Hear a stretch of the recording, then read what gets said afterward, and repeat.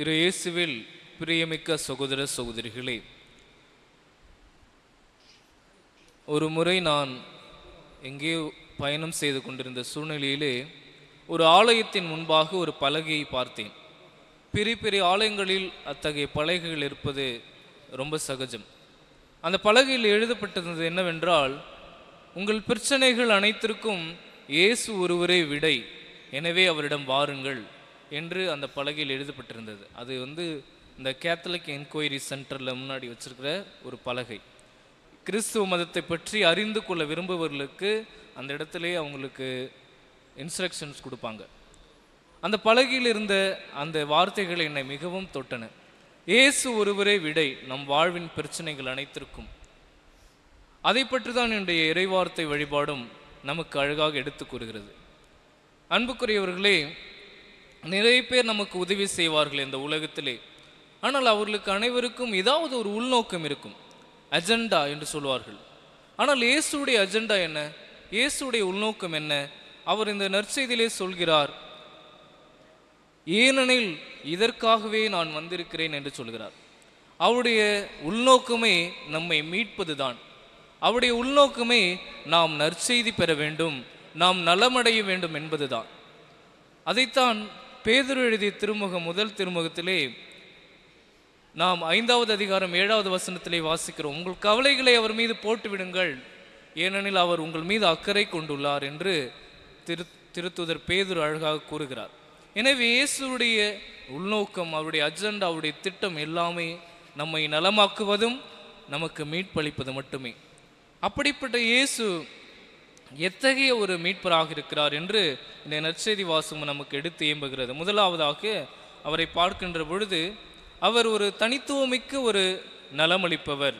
எந்த வகையில் தனித்துவமிக்க நலமளிப்பவர் என்று பார்த்தால், தன்னுடைய ஓய்வு, தன்னுடைய தனிப்பட்ட நேரம், இது எதையுமே குறித்து கவலைப்படாமல் மக்களுடைய தேவைகள், தன்னை நாடிவர்களுடைய தேவைகள் தீர வேண்டும் என்று தொடர்ந்து மக்களுக்காக இருக்கின்ற ஒரு தெய்வம் இயேசு கிறிஸ்து. அவர் இந்த நற்செய்தியின் முன்பகுதியிலே பார்க்கிறோம், தொழுகை கூடத்திலே அவர் கற்பித்து கொண்டிருக்கிறார். தொழுகை கூடம் முடிந்த பிறகு சிறிது நேரம் ஓய்வெடுக்கலாம். ஆனால் அவர் ஓய்வெடுக்கவில்லை. உடனடியாக சீடர்கள் அவரை பேதுருவின் மாமியார் வீட்டுக்கு அழைத்து வந்து விடுகிறார்கள். அங்கேயும் குணமளிக்கிறார். பிறகு மக்கள் கூட்டம் கூட்டமாக அவரை தேடி வருகிறார்கள். சிறிதும் சளைக்காமல் அவர் தொடர்ந்து நலமளித்து கொண்டே இருக்கிறார். ஏனெனில் அவர் நம் மீது அக்கறை கொண்டுள்ளார். அன்புக்குரியவர்களே, இரண்டாவதாக பார்க்கின்ற பொழுது, எனக்கு ஒரு பெரிய கூட்டம் இருக்கணும், அப்போதான் நான் குணமளிப்பேன் அப்படின்னு அவர் டிமாண்ட்லாம் பண்ணவே இல்லை. அவர் சின்ன ஒரு வீட்டுக்குள் சென்று குணமளிக்கிறார். மாலை நேரத்தில் பெரிய கூட்டம் வருகிறது, அங்கும் அவர் குணமளிக்கிறார். எனவே அவர் பிரபலத்தை தேடாத ஒரு நலமளிக்கும் தெய்வமாக இருக்கிறார் ஆண்டவர் இயேசு கிறிஸ்து. அதுவும் அவருடைய தனித்துவத்தை நமக்கு குறித்து காட்டுகிறது. அது மட்டுமல்லாமல் கலிலேய பகுதிகளுக்கு செல்கின்றார். பாலஸ்தீனத்திலே கலிலேய பகுதி தான் மிகவும் பிரபலமில்லாத, யாரும் மதிக்காத ஒரு இடம். கலிலேயர்களை விவிலியத்திலேயே முட்டாள் கலிலேயர்கள் என்று நாம் வாசிக்க கேட்கிறோம். யாருமே ஒரு மதிக்காத ஒரு கூட்டம் கலிலேய மக்கள். ஆனால் ஆண்டவர் இயேசு ஏழைகளை, எளியவரை, ஒடுக்கப்பட்டவர்களை தேடி செல்கின்றார். அவருடைய முன்னுரிமை அவர்களாகத்தான் இருக்கிறார்கள். இன்றைய திருப்பாடலிலே சொல்வதைப் போல, உடைந்த உள்ளத்தோரை ஆண்டவர் குணப்படுத்துகிறார் என்று சொல்வதைப் போல, அந்த கலிலேய மக்கள் உடைந்து போயிருக்கிறார்கள். பல வழிகளில் அவர்களை தேடி செல்கிறார். அந்த வகையிலே ஆண்டவர் இயேசு ஒரு தனித்துவமிக்க ஒரு மீட்பராக இருக்கிறார். அன்புக்குரியவர்களே, மேலும் இந்த தனித்துவமிக்க ஆண்டவர் இயேசு கிறிஸ்துவிடமிருந்து சீடர்கள் மீது நமது கவனத்தை செலுத்துகின்ற பொழுது, இயேசு யார் என்றே அவருக்கு தெரியாது. அவர் அழைத்தார், அவரோடு இப்பொழுதுதான் வர தொடங்கி இருக்கிறார்கள். ஆனால் அவர் மனம் புரியாத, அறிவுக்கு எட்டாத ஏதோ ஒரு நம்பிக்கை அவர் மீது அந்த சீடர்களுக்கு இருந்தது. எனவே தான் அவரை அழைத்து வருகிறார்கள். பேதுருவின் மாமியார் வீட்டுக்கு மட்டுமல்ல, பல மக்களை அவரிடம் அழைத்து வருகிறார். நீங்கள் இயேசுவிடம் வாருங்கள், அவர் உங்களுக்கு நலமளிப்பார் என்று ஏதோ ஒரு இனம் புரியாத நம்பிக்கை, ஆழ்ந்த நம்பிக்கை அவரிடம் இருந்தது.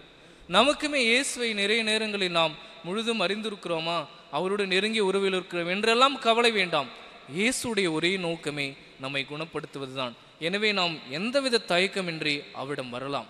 அவர் நமக்கு நலமளிப்பார் என்ற நம்பிக்கை நமக்கு இருக்க வேண்டும், இந்த சீடர்களை போன்று.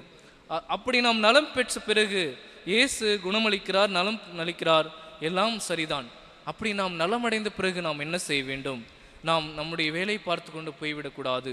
இந்த பேதுருவின் மாமியாரை போன்று அவர் எழுந்து அவர்களுக்கு பணிவிடை செய்தார் என்று நாம் வாசிக்கின்றோம். நாம் நலம் பெறுவதே நம்முடைய சகோதர சகோதரிக்கு பணிவிடை செய்வதற்கு தான்.